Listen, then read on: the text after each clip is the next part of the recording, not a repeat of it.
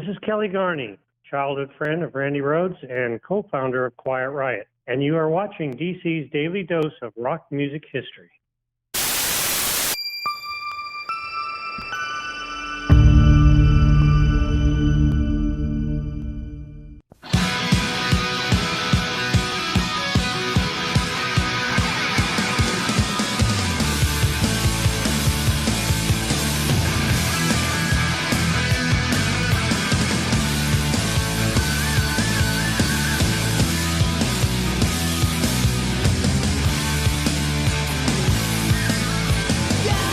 Hey guys, I'm DC, creator and host of Barside Jive, and I want to welcome each of you to my daily dose of rock music history.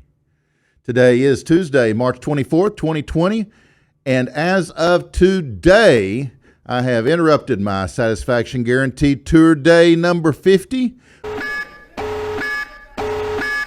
with COVID-19 Shelter-in-Place Extreme Isolation Tour Day number 1. Remember, you too can check out my Daily Dose archives as well as all my other content on my YouTube channel. Just search Barside Jive Live. I'm coming at you live from the Vocal Studios in North Dallas. Now, let's talk some rock and roll.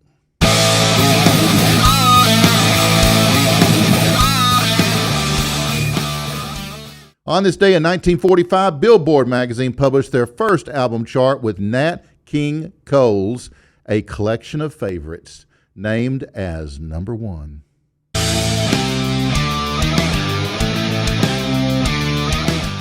"23-year-old Elvis Presley is sworn in as private number 53310,761 on this day in 1958 for a 2-year hitch in the U.S. Army, where he would earn $78 per month. Accompanied by his parents and newspaper reporters from all over the world, Elvis answered an onslaught of nonsensical questions before summing up his feelings. And he said, "I simply want to be treated like all the other fellows."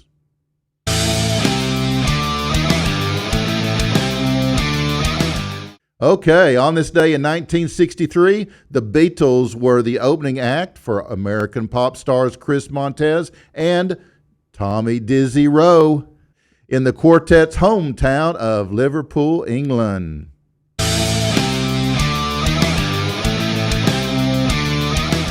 The Rolling Stones bass player Bill Wyman is knocked unconscious by an electrical shock from a microphone stand in Odense, Denmark on this day back in 1965.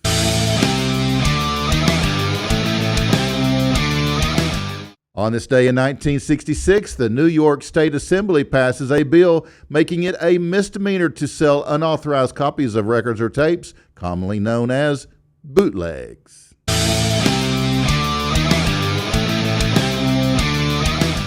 Also on this day in 1966, the Beatles posed with mutilated and butchered dolls for the cover of the album Yesterday and Today. After a public outcry, go figure, the LP was pulled from stores and reissued with a new cover that showed them sitting in and around a steamer trunk. That's right, guys. The cover got toned down a tad.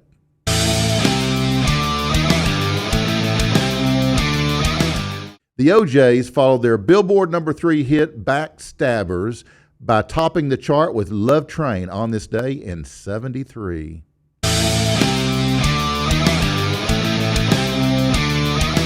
On this day in 1978, the British courts grant record companies the right to seize bootleg and pirated recordings.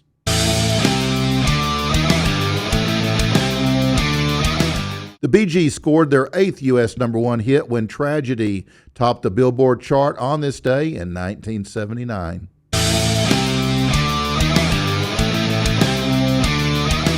On this day in 1984, former Commodores lead singer Lionel Richie held the top spot on the UK singles chart with Hello. Or it could have been Hello. Or maybe just Hello. I don't know. It's all spelled the same.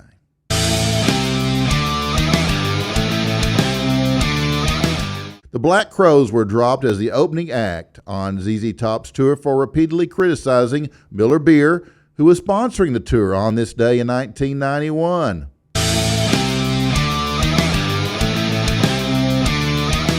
On this day in 1992, a Chicago judge settles the Milli Vanilli class action suit by approving cash rebates of up to $3 to anyone proving they bought the group's music before November 27, 1990, the date the lip-syncing scandal broke.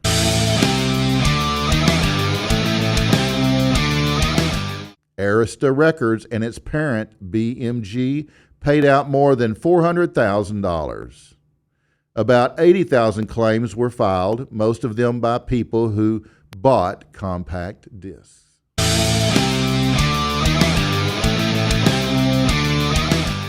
57-year-old Harold Melvin, leader of the Philadelphia soul group Harold Melvin and the Blue Notes, died of heart-related problems on this day back in 1997. The group is remembered for their 1972 U.S. number 3 hit, If You Don't Know Me By Now.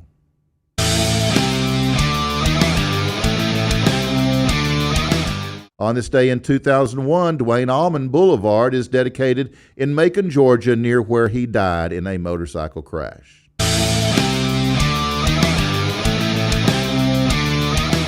Randy Newman, who had been previously nominated 15 times, finally won his first Oscar for If I Didn't Have You from the animated feature Monsters, Inc. on this day in 2002.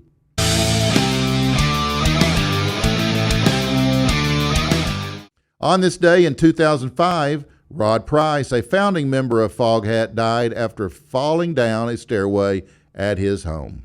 The 57-year-old guitarist was with the band for 3 platinum and 8 gold records, including their highest-charting U.S. single, Slow Ride, in 1976.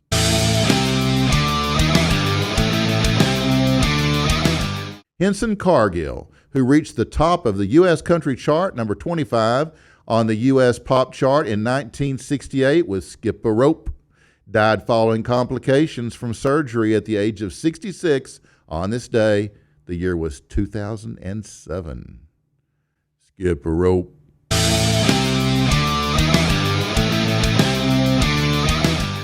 On this day in 2008, Neil Aspinall, who became the Beatles' road manager when the group was still a local dance band and later went on to manage the band's production and management company, Apple, died of cancer at the age of 66.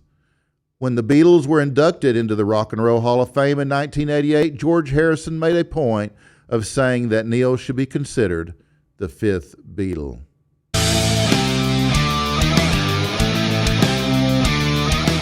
Deputy District Attorney Truck Doe, the prosecutor in the Phil Spector murder trial, described Spector as a demonic maniac when he drinks and a very dangerous man around women.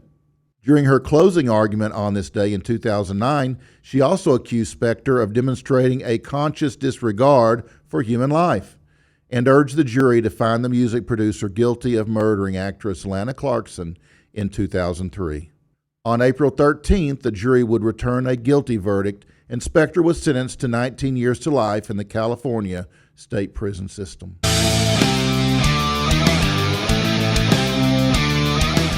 On this day in 2010, Johnny Maestro died of cancer at the age of 70. He was the lead singer for The Cress on their 7 U.S. Top 40 records, including the 1959 number 2 hit 16 Candles. He also led the Brooklyn Bridge to number 3 with The Worst That Could Happen back in 1969.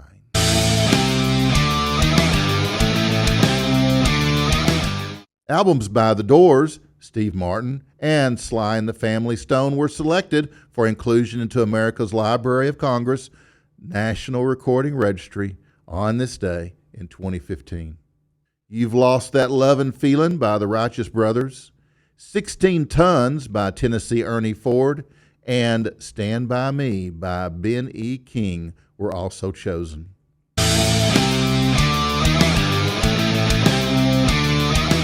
On this day in 2017, Pete Shotton, a former member of John Lennon's pre-Beatles group, the Quarrymen, passed away at the age of 75.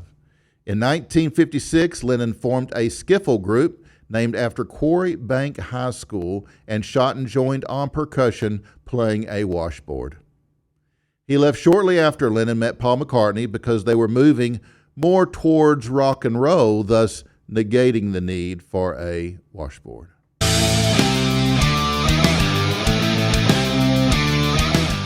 A collection of unseen Beatles photos documenting the Fab Four's earliest American concerts in 1964 were sold by English auction house Omega for over $358,000 on this day in 2018. The catch of 413 negatives and their copyrights came from the collection of photographer Mike Mitchell, who as an 18-year-old took photos of the Beatles' February 11th concert in Washington, D.C., and in Baltimore on September 13th. The photographs show the band both on stage and in pre-show activities.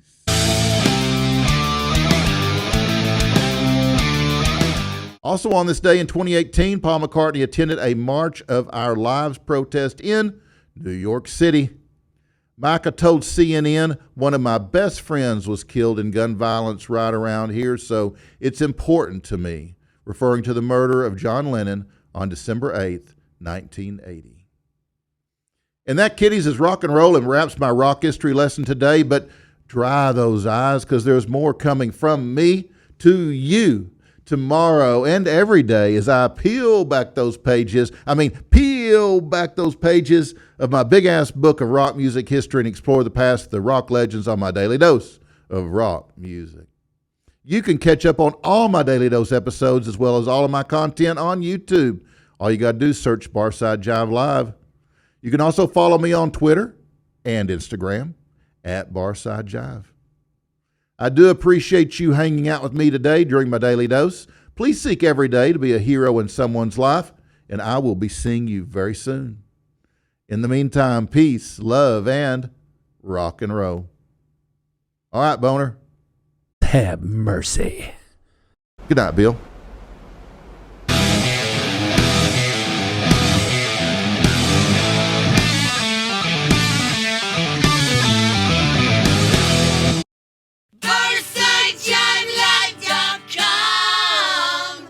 That's BarsideJiveLive.com.